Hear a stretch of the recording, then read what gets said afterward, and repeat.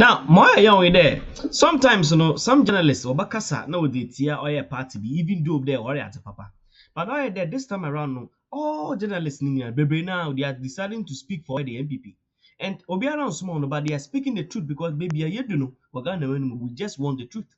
Now imagine a journalist. No, I kind of quarrel. No, the tia nankasa ne party and anka first and call support. Or family have a butuma from a kuska. No corner air cut about mother and a share. No be to move there. Though, then yama ɔrekɔdo no nokɔre nso gudu ayɛreka wɔmaza no hyɛ video no bi so ne second. You are another sector. Mehu say no so mabɔ mo mo education. Sa sector me nu wei ade a se Ghana for adwin kɔse ɛno so ɛna ɔmo gyina de ato aba ama NPP aban a NPP wo ahwa more than 1 million percent vote ko mbɛsi anya. Na de me ebusuafo ensem we na owura kwame tanko de atudwa na ebusuafo aya mepese me bisa NDC communicators na NDC bloggers ni bia omo kasa e wo social media say omo betumi ahwe nyame anim aka no kware pa aside politics a omo eye yenim say omo party NDC e wo opposition a omo pese omo eba power 2024, which is normal because a politics. But see the eno eto nchenya NDC communicators and NDC bloggers are mutu futu edi egu Ghana fueni mo ye propaganda akese mo betimi aka kire yen say oman pani dada Mahama better than his excellency Nana Addo Akufo-Addo. Se woka se ane o hwebe na woka se ane a wodi atro enye no kware na oka adenti na opese wo ka kire me say president a waba a waya kwan esen president a abetna Ghana kondwa so bia even oman pani dada Akufo kra yese obebu amembu ni yie kra do wantimi anya kwan te say the his excellency Nana Addo Akufo-Addo waya kwan president a ode astroturfs president ben na wabibu Ghana member or the astroturfs aba as his excellency Nana Addo Akufo-Addo president ben na why interchange ese Nana interchange is a meaning ambulance one district one ambulance one district one factory enye kra no ekonfi juice ekonfi factory yen say wo a produce juice elimina wesi habo schools are dancing mini and for NDC for oman pani dada Mahama a obeko or the green book by sell or your infrastructure king no green book enyama ewo no say ye de ba physical ye de ba hunamu a na ye de his excellency na Addo Akufo-Addo so ne de egu ho a his excellency na Addo Akufo-Addo ne de 1% per kra e be more than the one pani dada Mahama eye your the green book no or the free education aba or buy enye or the napco buy and na Ghana youth bi on atene fiache enya biye or man pani dada Mahama e catch graduate for say onye magician will create jobs and na NDC ni pani bi be can say where we school na utifie na wo hwe na wo nya adwuma ya jai dede no wo ye dede too much jai dede na wo ye na ko nwrem ko twitwa sere ko begina kwan obi beto no wanye sika enye his excellency na Addo Akufo-Addo buy or the napco buy and na wunya bi ye president a okachire nurses and na teachers say ontumi ntua alawa his excellency na Addo Akufo-Addo buy enye kra obaye oberenew alawa and na nurses bi enye bi to almost school fees enti mo amo kasa wo social media etu futu esu from and penny dada Mahama so sanso embra Ghana phobia musu from and penny dada Mahama so embra no muji the year pass of man penny dada Mahama or ye better president than his excellency Nana Addo Akufo-Addo ye his excellency Nana Addo Akufo-Addo ejina chen as president ye de man penny dada Mahama ejina chen as president ye nim say his excellency Nana Addo Akufo-Addo e far better than man penny dada Mahama eba no vice president bin so a ye de his excellency Dr. Bawumia ejina as vice president near the man penny dada Mahama ejina as vice president na omo mienu man na waboa oman Ghana adenti na ye kasa asif so man penny dada Mahama saint adenti na yesu so man penny dada embeji Ghana Meanwhile, me no mienu edia dance someone penny dada entimi emboa yen enyema ama bobo so nti. But because of Expect He him to would, rather he would, play he would, you know, his violence video. But hey, let me address this. I think that, on a brief on this, because we have the IMF as well. Yes. like I said, the NDC, they are not learning, and they think that their electoral fortunes or the success of the elections in 2024 is simply automatically based on the difficulties that the Ghanaian economy will face. And so for them, they are failing to even do any thinking and tell the people of Ghana the reason why they should vote for them.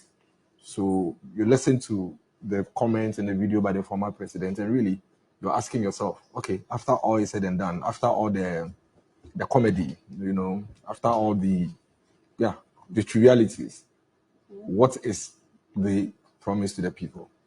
And the education that you are saying the station boys haven't been able to do, what is it that you think they haven't been able to do, and what are you telling the people you are going to do it, and how are you going to do it? And the health that the station boys haven't been able to handle, according to you, how are you going to handle it? You came, and even hospitals that you had inherited from 2008, you couldn't even complete. The health insurance scheme, you collapsed it. And the education, within the 8 years or so that you spent in government, every year you were leaving 135,000 of the citizens on the street because, one, a lot of them couldn't afford. Two, we didn't have enough infrastructure to hold them. So we had artificial cutoff points. How are you assuring the people, and what are you pointing to the people that when you come, you'll be able to deliver? You came, and the entire period that you spent in your second term as a government, this country was plunged into darkness. Industries shut down. Media houses, including TV3 and so many other industries, had to lay off workers because operational cost was high. How are you assuring the people that when you come, the stable electricity that we are enjoying today, you are not going to, send us back into the dark days? For me, I think that what the former president should understand is that Ghanaians are discerning. Ghanaians are not going to vote for you simply because you are telling them that the MPP government has not been able to deliver on all their promises. In our West form, we are better than the NDC. You are in better our West, than the in our NDC West in form, your West form. in our West form, sector by sector, in our West form. Today, as we speak, even not for anything at all, we have over 2.5 million Ghanaians who have either completed or are going through secondary education at no cost, but at the cost of the people of the state. Something, but for which a lot of these Ghanaians will remain on the streets. Today, as we speak, COVID showed us clearly how weak our health infrastructure has been, in spite of all the noise they made. In spite of all the noise they made, that they had provided so much infrastructure in health. It came to the fore that indeed we had over 88 districts in this country who did not have the health infrastructure to be able to hold any health emergency. I was an MC, just every year. They didn't have a district hospital just here, which is some few minutes away from Accra. And yet they were touting that they had provided so much health infrastructure, and so no matter what happens, they are the best. But it is obvious that it was just wishy-washy. They were just on paper. Today, the government of the country had to look for money to provide almost about 111 health infrastructure across the country to ensure that the basic health infrastructure, which is a district hospital for every district, so that within that jurisdiction, they know that when they have a health emergency, they can be catered for. That is being provided by this government. Today, as we speak, if you go to Tema, you have these industries, in spite of all the global economic challenges, operating. You have people who are going about their daily lives without losing their jobs, in spite of the economic challenges. The thing about a government is that there is no theory that says there will be an absence of challenges and difficulties. But the true test of a government is how you confront the challenges when they come up. Every country across the globe is going through economic turmoil, including first world countries. The Americas, the UKs, the Germanys, every country is going through. Germany is seeing inflation that they've never seen before. UK is seeing a 40-year-old inflation. The American currency is under stress. Today, America is seeing a 40-year-old inflation, something they've never experienced. Turkey is having inflation in excess of about 80%. Our trading countries, our trading partners, where we import from, they rely on Russia and Ukraine for their basic input to be able to produce for us to buy from. Today, they are struggling with supply chain issues, for which reason our purchasing or our trade with them is become so expensive and it's impacting on the lives of our people. In spite of all of that, one of the things that the Ghanaian person who is on the street or who is in their homes is very comfortable with and happy with is that there's a government that is working with them to be able to find a solution. 6-7 years ago, when this country encountered a similar challenge under him, former President Mahama, he told us, he gave us so many very, very disrespectful comments. Under the energy crisis, he told us that we should stop even charging our phones. At some point, he told us that no matter what we say, he's a dead goat and there's nothing we can do to him. At some point, he told us that he told some people, some unemployed graduates, to go to hell, and so many other. He told the unemployed graduates. Yes, to go to hell, and so many. Let me. No, did he say? Oh, I said that if somebody says you are told, it means that he rubbish them. He threw them off. Did he say? He threw them off. Yes. Hell? When somebody says you should go to hell, it means that you were snubbed. That is what it means. But when somebody says you should go to hell, what does it mean? It means that you are saying he can I continue? You are distorting my thoughts. No, I just wanted to let. Yes, he did. He did make statements and not expect that out. He did. He snubbed them. He told them to go to hell. He snubbed them and ignored them. For which reason they went on to even form Unemployed Graduates Association. When we came to power, the first thing that confronted us as a government was a huge number of graduates who have completed school and had nothing to do. We had to quickly introduce a stopgap arrangement through the NAPCO to put up almost about 100,000 of these people into active, productive activities, on daily basis, out of which almost about 40,000 had been mainstreamed. So how about the 60,000? Where are they? But at least 40,000 that we inherited had been mainstreamed. No. But the 60,000, which is the larger number, where are they? It doesn't matter. It does matter. Where are the NAPCO 60,000? So that is the point I was making. That you see, government confronts the challenges and you put in place measures to deal with it. You cannot have everything done at the go. So you had 100,000, you've taken off 40,000. That is progress.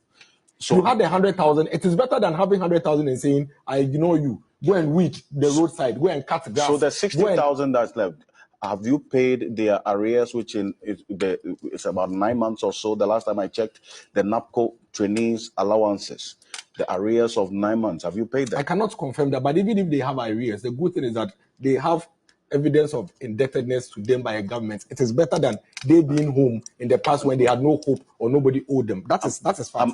In economics. So I'm asking you a specific question. No, but that's what I'm saying. I cannot confirm what you are saying because I don't have you made reference to that as one of the progress and the interventions you have made.